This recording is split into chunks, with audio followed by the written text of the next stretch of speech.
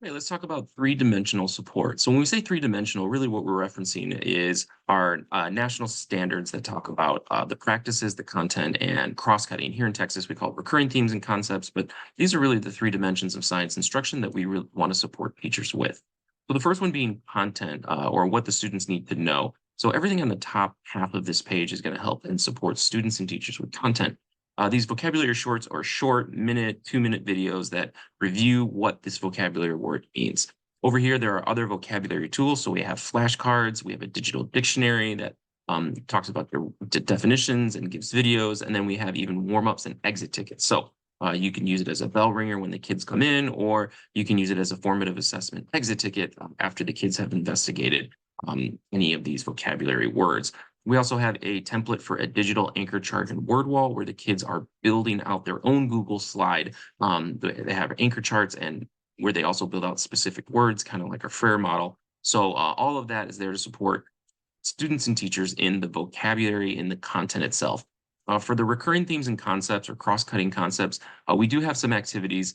So we have some card games. We created these to kind of support kids and teachers with how they would want to talk about these recurring themes. So this is for scale, proportion, and quantity. If your kids are struggling with that concept, you can play this game.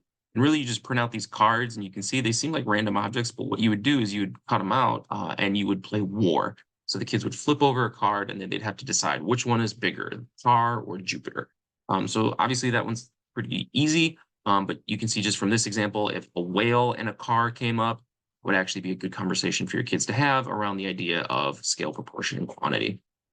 We also have an activity called the reflection space. So this is modeled after Paul Anderson and how he does mini lessons on the cross-cutting and recurring themes and concepts. And it's really the same idea, but just digitally. So here, after the students did some observations about the world, they could say, so the sun came out, and then you can drag it. That was the cause.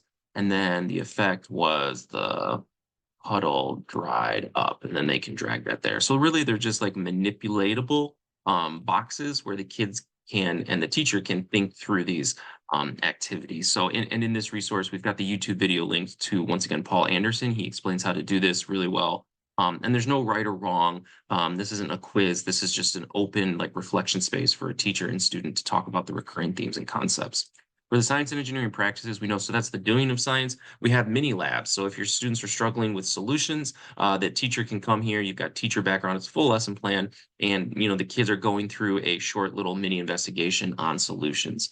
And then so we've got two of those here for mixtures and solutions, and then we have our 3D assessments. So TEA has come out and said we're going to do cluster set questions. So we have started creating a large number of cluster set questions on our website. You can see this is how we've sorted it. So you just need to find the TEKS that you've covered, and then you can pull up that cluster set item. And so here you see 5 questions where the stimulus on the left stays the same, but the question on the right changes. And you can see we've got the 2.0. So there's short constructed response, A, B, C, D, drag and drop, put the X over there. And then this is a 2-part. So we really feel like this whole page is meant to support our teachers with those 3 dimensions and really dive deeper into the science content.